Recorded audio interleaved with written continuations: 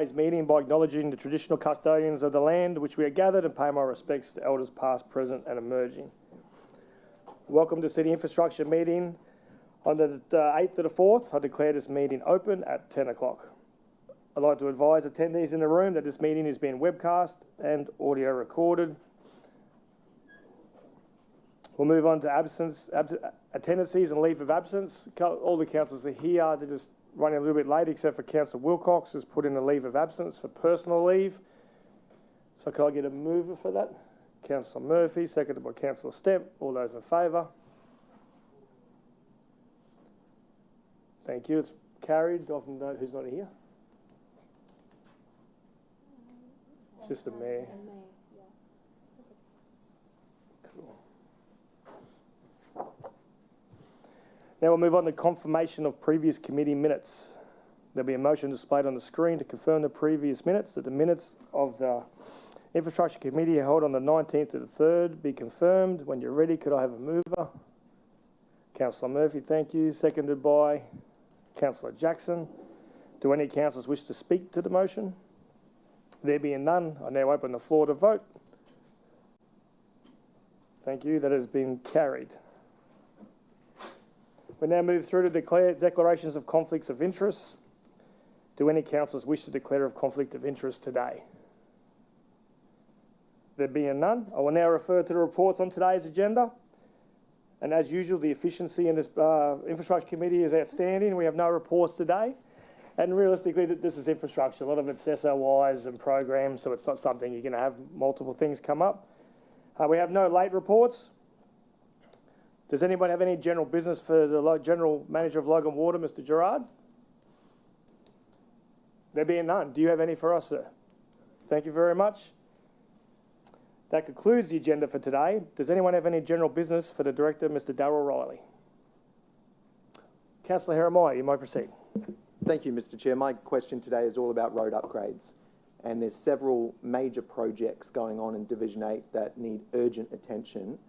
I've raised it several times over the past few months around the two ends of School Road in Logan Reserve that need to be upgraded ASAP. I've received an update on the plan for a roundabout at the intersection of Chambers Flat Road and School Road. We've got an update with a rough project timeline. I'd like to thank the engineers for providing that. What's the current status of the upgrade to put an intersection with lights at the School Road, Logan Reserve Road intersection? Through you, Mr. Chair. The Logan Reserve School Road intersection is a black spot project. There was an email maybe about a week ago which the team also circulated with the timing on that. I believe we're at the end of our detailed design at the moment and going into procurement. I might just ask Paul Wilson, the Manager for Roads Infrastructure Delivery, to step forward on that one if he has probably more information on the timing for that.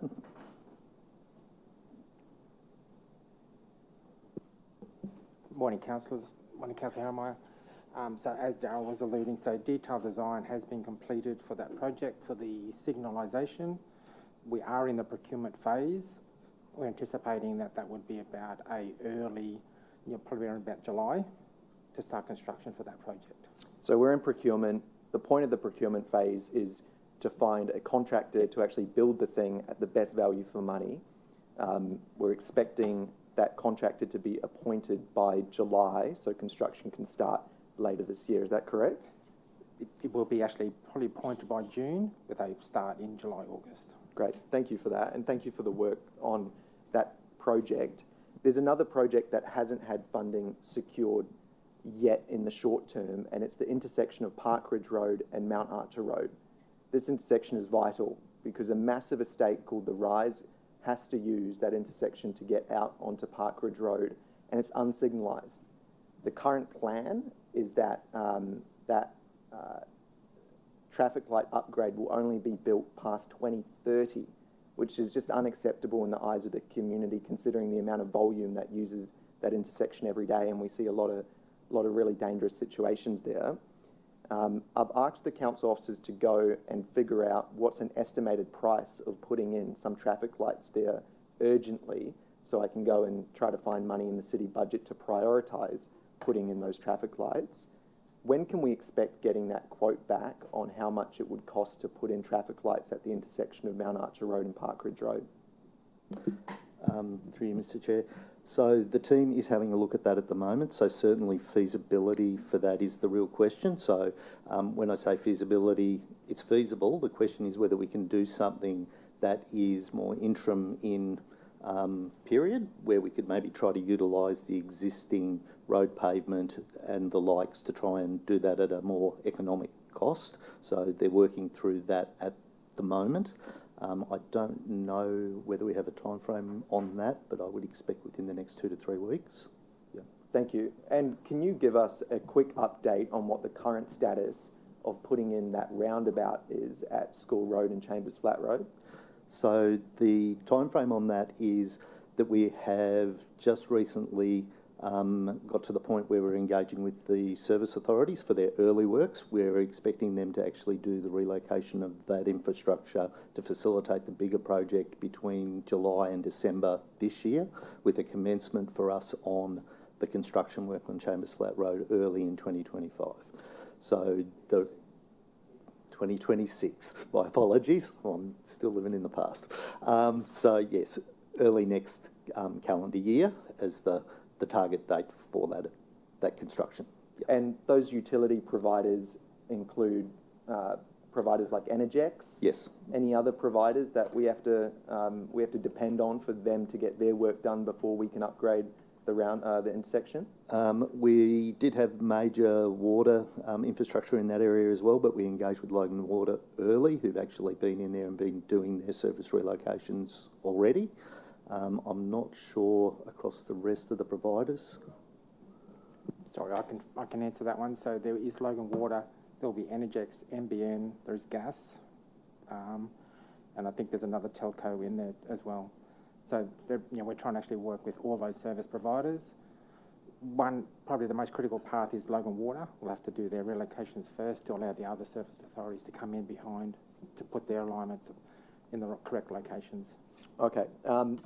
That roundabout upgrade is essential, and we've had massive progress on it, more than any other council has regarding upgrading that road.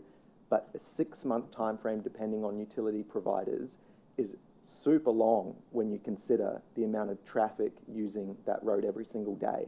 Are there any things that councillors and council can do to try to get these utility providers to act with urgency so we can get out there and build that roundabout?